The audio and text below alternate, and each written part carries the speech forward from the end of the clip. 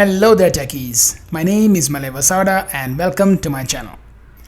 In this video, we will take a look at how can we change this search box placeholder text using PnP PowerShell. Now, by default, when you go to any site, you would see search this site as a placeholder. It would be good if we can change the placeholder text to search IT department site. So let's flip over to Visual Studio Code and make this change. Now I already have imported the PnP PowerShell module and I have connected to the IT department site using the newer approach. If you are not aware, the PnP PowerShell registration has changed.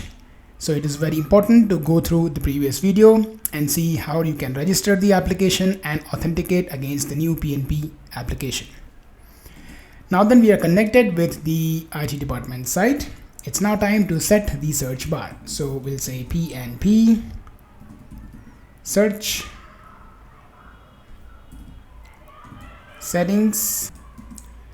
Let's define a scope, and scope going to be at the site level, and then it will be the search box placeholder text. So we will say search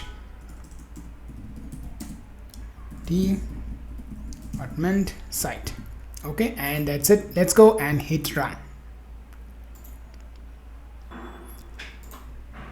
Pick an account.